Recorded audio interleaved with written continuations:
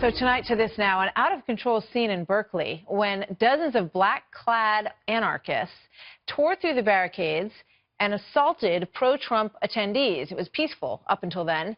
U.S. Berkeley Republican Ashton Witte was in that crowd, and she fled the scene when it became violent. Look at these pictures. It's unbelievable. This is in America, folks. She was targeted then at a gas station minutes later. What's up? We're hungry for supremacy. There, huh? We're real hungry for supremacy. We're not. And there's more of us. You guys are all racist mother.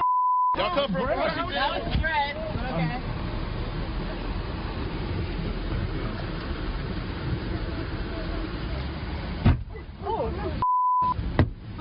That's typical.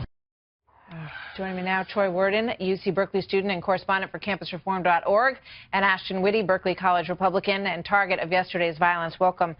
Good to have you guys here today. So, Ashton, why were you there in the first place, and what happened to you?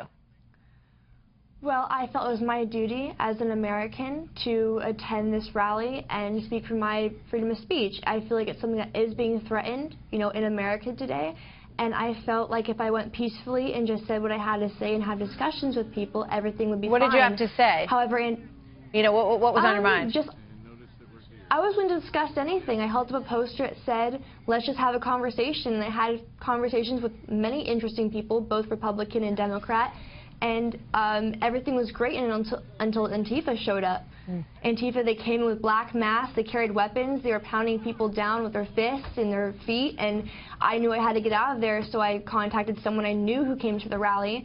I got out of there, by car. We drove down to safety. They asked me what happened. They filmed me, and I look over, and there's a woman on her phone, and she's texting, and she's staring us down. 2 minutes later, these guys show up. They start threatening us.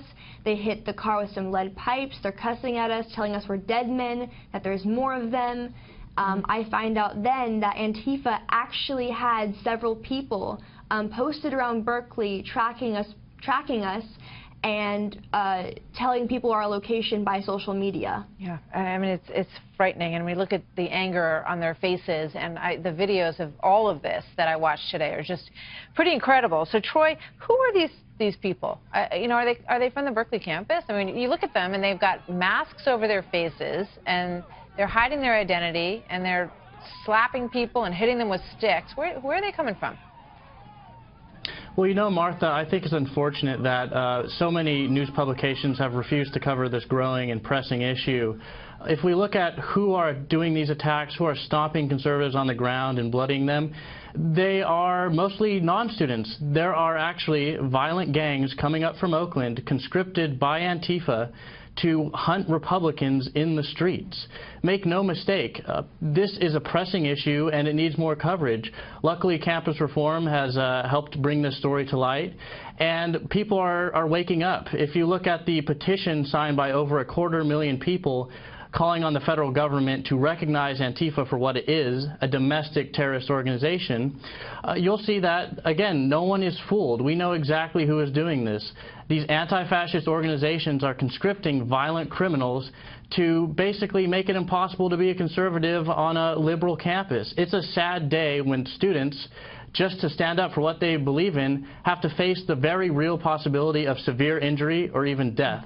And I just want to call out the mayor of Berkeley and the chancellor of the university. I want to tell them that you should stop telling the police to stand down and protect all Americans regardless of their political ideology. Right. Well, they arrested 13 people, so we're going to keep an eye on it. I imagine that you guys will at Campus Reform as well, to see what actually happens to the people who were assaulting individuals out there.